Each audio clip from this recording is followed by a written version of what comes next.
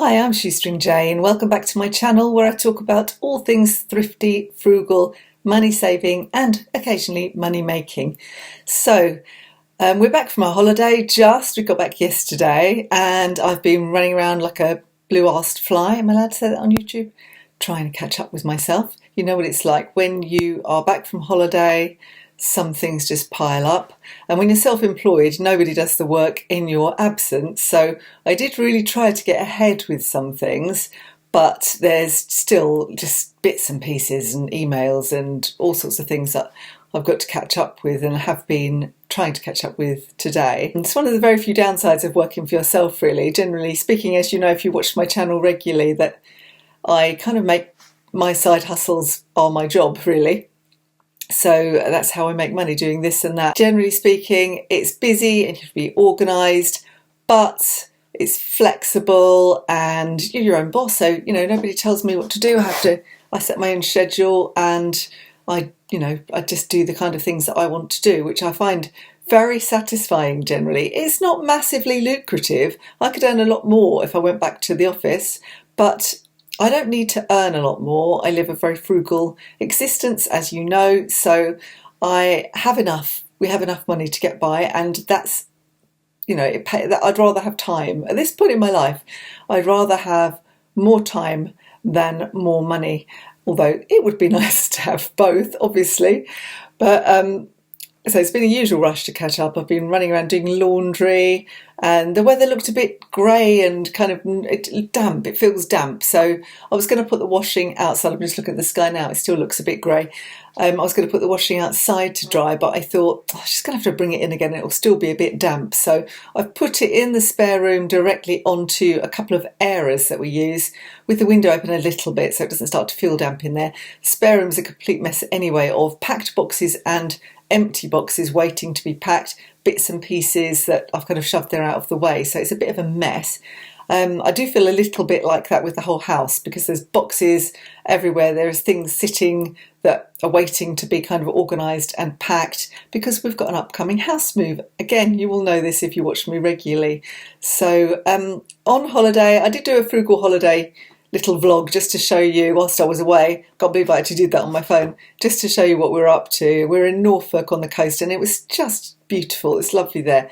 We did think though, we had one bad day where it literally rained all day and it was really hard to find time to even get out with the dog in between showers. They just didn't really stop, so we ended up getting wet, generally speaking, a few times, and the dog didn't really get his good walks that he likes, especially when we're on holiday. We normally go on loads of long walks because when you're on holiday with a dog there's not much else you can do except go for lots of walks.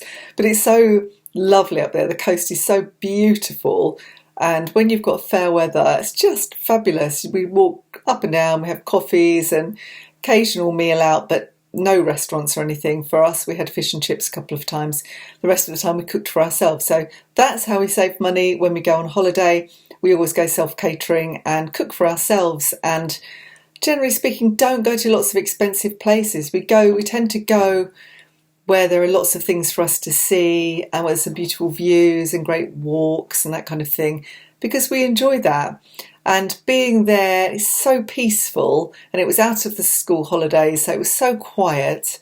There were just a few other kind of older people with dogs and one or two younger families, not too many. We saw more families over the bank holiday weekend.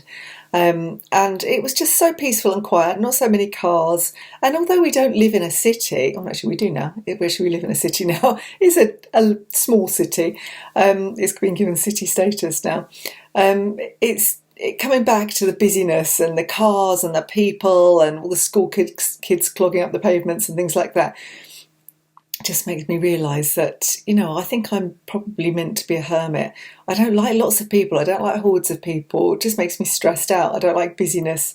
And I think even more since I stopped working and I don't have to do the drive, I've become really so that I'm not used to it anymore. So I'm not used to just having to deal with hordes and loads of traffic.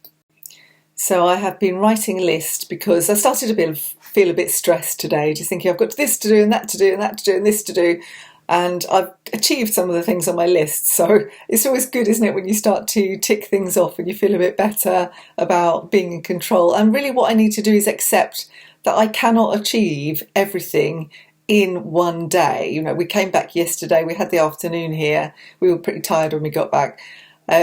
So I've had today, and part of that was walking the dog.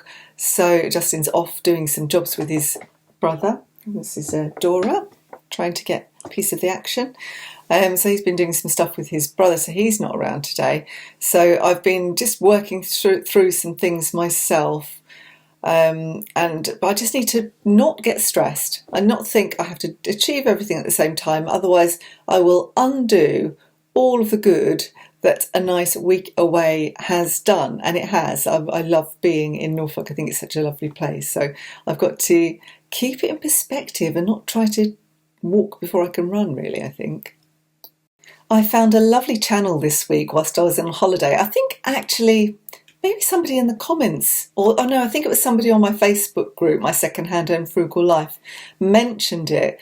I think it's Bealtaine or Bealtaine Cottage. It's a lady who lives in the wilds of Ireland in a beautiful cottage that she's renovated over many years herself in a very simple, really cottagey way. And it's real like dreams, hashtag goals, place to live. It's in the country. It's not, the fact that she obviously didn't pay a great deal for it in the wilds of Ireland, and she's made this amazing garden, really beautiful. It really inspired me because where we're going to is just a big long patch of grass, and we've been thinking, what will we do with this? And it's also slightly on a slope, so it's an awkward garden really.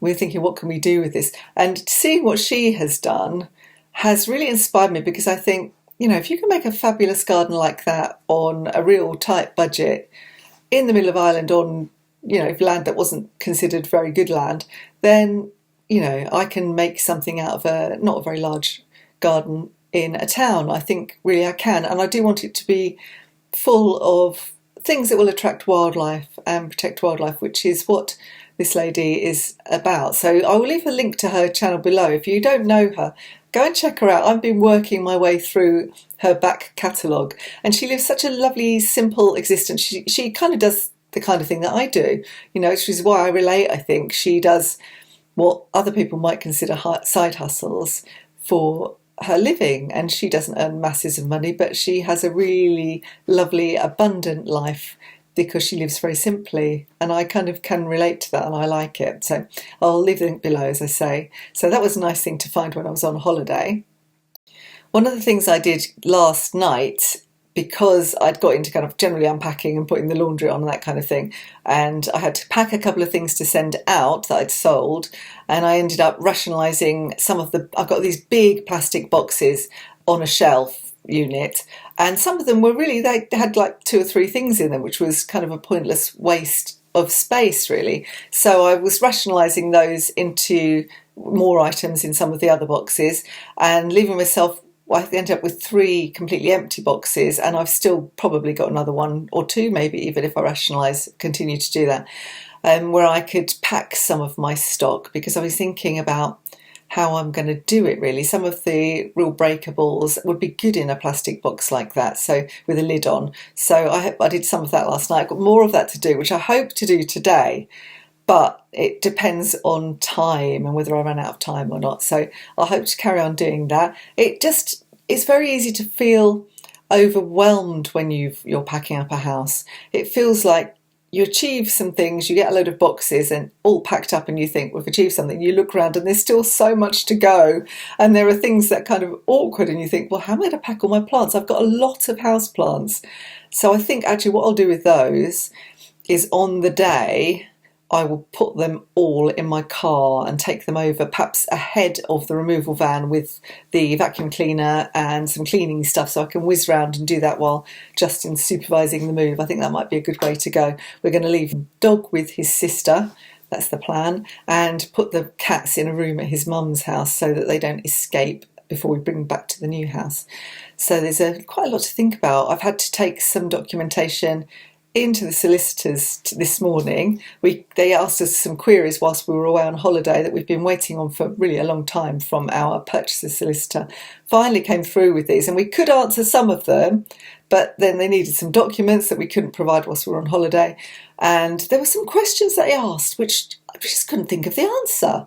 Just like, do the windows have keys? And I said, no, they don't, they're self-locking. Justin was like, no, I think they have keys. And you think, well, it's just ridiculous. You live in a house for 12 years and you somehow don't notice these little minute details. Anyway, it turned out, yes, we do have keys on our windows, but only one key in the whole house. So we clearly never bother locking them because neither of us has ever kind of given it a thought, really.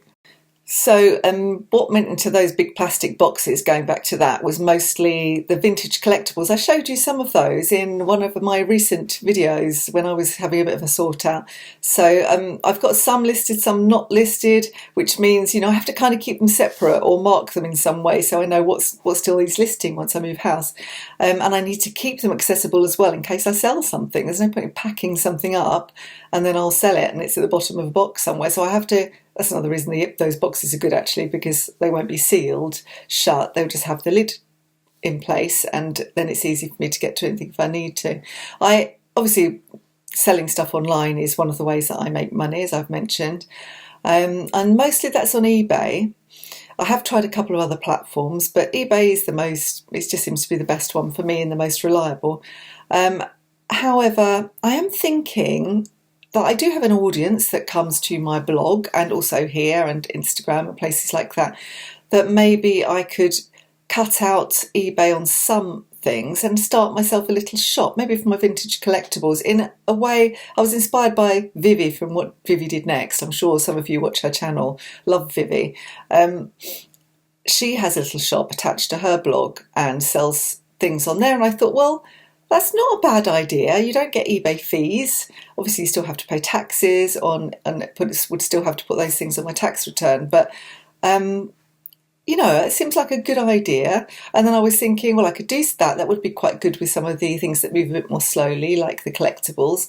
And maybe I could buy some things in to sell. And if I did that, I'd want to sell nice eco-friendly products. Just encourage people to use them, really. Things like nice hand soaps and I don't know. So I kind of it's the germ of an idea, so I have not thought it through. So let me know what you might like to see on a shoestring cottage shop, actually, in the comments below, because at this point, it's just an idea. I am looking for a bit of inspiration. So if you have examples of anybody else who does that, that might be good to see as well. I think it's worth a go, isn't it? I mean, I do have quite a big audience that comes to the blog, so why not use that platform? It seems to make sense. So anything you can come up with, I'll happily steal your ideas. And the other way I make some money is by freelance writing. Obviously, I write the blog, and the blog has been really quite neglected of late, I think, because I'm busy all the time with things anyway, but because we've been doing the packing and sorting and decluttering, it's taken a back seat a bit, which is, I need to write regularly on the blog. So that's something I'm going to try to do over the weekend, do an article or two. And I also do freelance writing. So because that's paid and, they expect me to deliver on a certain deadline, then I'm quite good at keeping on top of those. If somebody gives me a subject, well, Jack, sometimes I get my own subjects, but if someone says you've got to write something by this day, I can do it. I can sit in a morning and do it and focus. If I say to myself, you have to write something for your blog on Friday, I'll get distracted doing this and that because it's only me telling me that I've got to do it. I'm only accountable to myself, which is another downside of being self-employed, I suppose, as well. So I could do with being a little bit more self-disciplined. I used to be a lot better when I worked full-time at writing the blog. So, I should have more time now, not less. And the thing is about getting things done and writing blog posts and that kind of thing is that, I've got to accept there are only so many productive hours in the day. And if I start trying to sit and write a post at 8 o'clock at night, it's probably not going to be my best. I'm not my best later in the evening. I get tired. So I'm better doing things earlier in the day like that and doing things that are a bit more mindless, like eBay listing later in the day. Not been doing any eBay listing either. That's also kind of gone by the wayside a little bit. I've been relisting, but not listing from scratch. just because, you just have to accept there's only so much you can actually fit into your day and your life.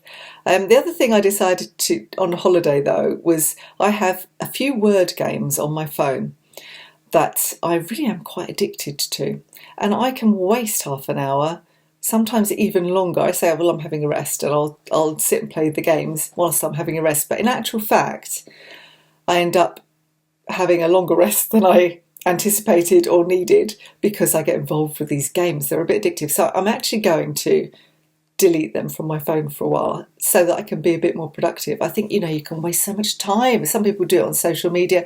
I'm not a big waster of time on social media. Occasionally I fall down a hole on Twitter. Twitter generally makes me laugh a lot. There's also, I follow some people that are very funny. But over the coverage of the Queen's death, some people I just thought, literally, I don't like you. I hate people. Why are you so horrible? If you can't say something nice, please say nothing at all. And I have kind of gone off right off Twitter. That's kind of put me off for a bit. And I think it tends to do that, social media, if people are a bit antagonistic or, I'll say political, because I'm sometimes political on Twitter, but, a bit kind of nasty with it. I don't think I'm nasty. Certainly try not to be nasty. I don't want to be one of those super sarky commentators. That's not what I aim to be, and I don't want to do that. So, and I don't want to bitch at people and have a go at people. It's just not something that I think is good for the world, But people seem to, I don't know if they've got nastier. I'm sure they have. They can't have got nastier. But it seems acceptable to say much nastier things than it would have been thought polite when I was younger. So I don't know if it's just because now there are other ways to do it really anonymously, and people are always a bit, nasty and bitchy, or if we've just got bitchier. I don't know. What do you think? I don't know. I don't like it anyway. I don't think it's necessary. I think the world has enough bad things happening in it without us adding to the voices. I get the odd nasty comment on this channel, but not very much, not too much. And, the odd nasty one on the blog, but really not that much. I mean, I know other people have proper trolls. I think I'm too small fry for the trolls to bother with. So that's good. I'm not asking for trolls. So getting back to what I've been doing, I've got to do a quick meal plan. Actually, I had a quick look through and whizzed around to Lidl and got a few bits because there wasn't very much here at all when we got back yesterday. My daughter has been cat sitting, and she has been very good, because she's a thrifty gal, at working her way through the stuff in the freezer that we have been ignoring for a bit. So maybe where there's just a single portion or something, or there's a veggie burger that we didn't particularly like, or things that need eating, some ancient soup or stewed fruit or something. She's actually been very good. She's been working her way through all of that rather than going out and buying more food. And this is good because we do need to whittle down the stores, particularly of the freezer. Not really anything else. Everything else can go in a box. It's fine. I've got quite good food stores of cans and that kind of thing because I think you need to, and I'm not about to whittle those down at this point in time.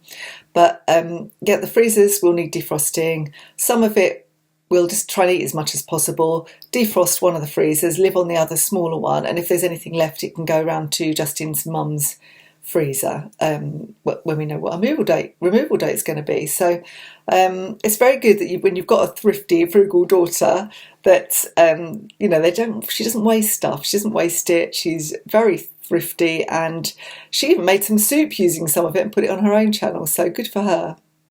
One of the things that came up whilst we were on a holiday from the solicitor's queries was will we be clearing the pile of rubbish at the bottom of the garden?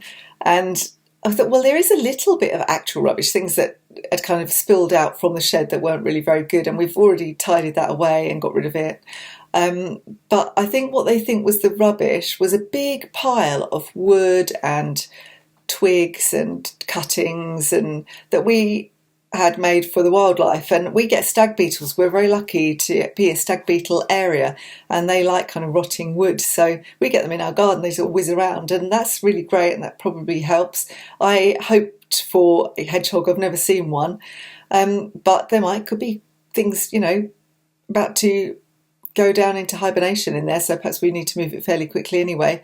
But I feel really sad and a bit guilty moving our wildlife area, and I'm sure that is what they consider that to be rubbish. We consider it to be a wildlife area. That's just two different people looking at the same thing in a different way, isn't it? So we're going to have to move that. That's going to be a job for Justin, I think, and his brother's going to help him do the heavy stuff, and I'm mainly focusing on inside, although I've done a lot of work on the sheds, as you will know, clearing stuff out of the sheds. My daughter emptied all of the boot sale stuff finally last Sunday, finally went. I kept saying, when are you going to do it? When are you going to do it? Because I was worried it was still going to be there when we came to move and the boot sale season would be over. But she was reliant on a friend and the friend's van. So they finally cleared it on Sunday. So there's a nice big empty space now. So that's good. So yeah, that's really what we've been up to. We had a lovely holiday. We're now catching up with ourselves. And I am trying to keep